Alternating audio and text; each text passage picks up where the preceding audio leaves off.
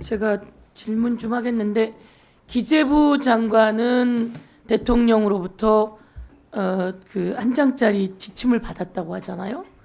그 지침에 들어있는 내용이 국회의 운영비를 끊어라 이런 내용이라고 보도가 나온 건 보셨죠? 네, 봤습니다. 예. 예, 이게 말이 됩니까 안 됩니까? 뭐 적절하지 않다라고 생각합니다. 안 되죠. 대통령 그런 행위를 해서는 안 돼요.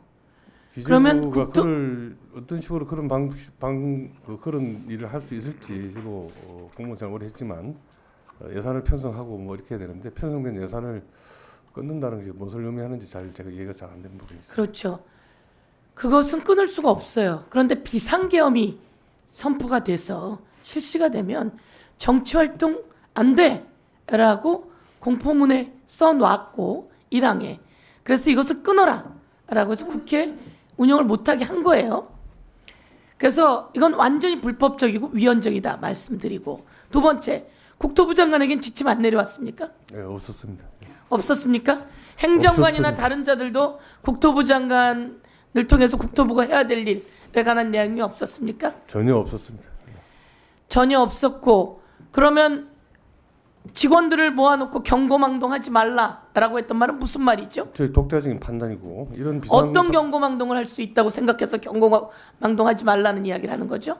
무슨 뭐 정치적인 발언을 하거나 하는 것들이 제가 당시 생각했던 경고망동이라고 생각을 합니다. 정치적인 발언은 어떤 겁니까? 비상계엄 잘못됐다? 어떤 내용이 될지 그렇게 무슨 내용인지까지는 모르지만 정현 의원님 생각해 보십시오. 그런 일이 벌어지면 행정부의 장관이 부하 직원들에게 무슨 이야기를 하겠습니까? 그냥 상식적인 선에서 보세요. 상식적인 지시를 한 겁니다. 상식적인 선에서 대통령이 그 서류를 준 걸 우리가 기재부 장관의 대정부 질문을 통해서 알았어요.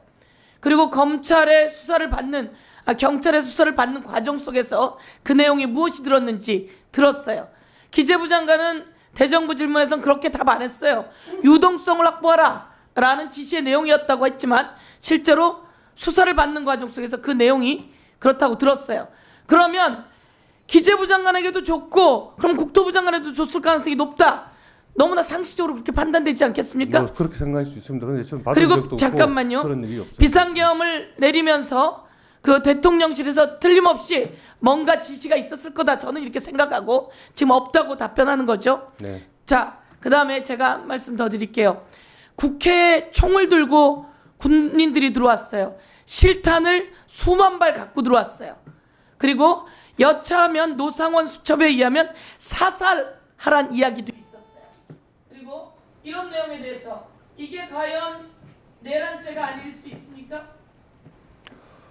잘못된 일이라고 생각합니다. 근데 내란죄인지 아닐지는 그거는 죄에 관한 것은 이 법원이나 민재서 판단할 거로 생각합니다. 한 가지만 더 질문할게요. 내란죄는 무엇입니까? 내란죄는 무엇입니까? 의원님 제가 답변 이것은 드릴 일이 아니라고 생각합니다. 예. 죄송합니다. 이 정도는 대한민국의 국무위원이 심사하는데 뒤늦게라도 달려갔다면 내가 무엇을 하고 있었는지에 대해서 확인해야지 돼요. 아시겠죠? 가서 한번 돌아보시면 좋겠어요. 내란죄에 대해서 확인하세요. 국회의 기능을 마비시키려고 하면 그게 내란죄에 해당되는 겁니다. 이상입니다. 국헌문란, 내란에 대해서는 형법 91조에 규정되어 있습니다. 헌법과 법률에 의하지 않고 헌법과 법률의 기능을 소멸시키는 것, 이게 내란이고요.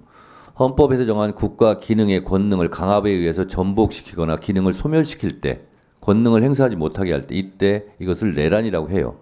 그러면 계엄군들이 와서 물리력으로 국회의 기능을 마비시키려고 했기 때문에 그것이 내란이라는 겁니다. 장관님. 네, 의원님 설명 잘 이해했습니다. 네.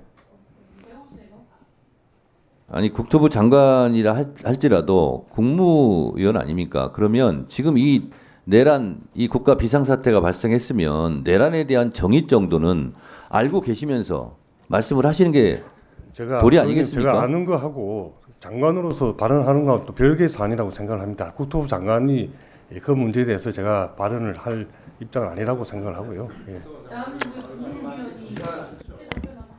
자 보세요, 장관님 한마디만 더 할게요. 국토부 장관이면서 국무위원이지 않습니까? 그리고 이런 비상계엄은 국무회의에서 국무회의를 통해서 선포를 하게 돼 있는데 그 국무회의에 참석하는 국무위원 아닙니까? 그러면 본인은 국무회의에 늦게 가서 뭐 동조 내지는 뭐 이런 걸 피할 수는 있겠으나 그런데 알고는 계셔야 되는 거 아니에요? 네, 위원장님 말씀 잘 참고하고 새기 듣겠습니다. 네.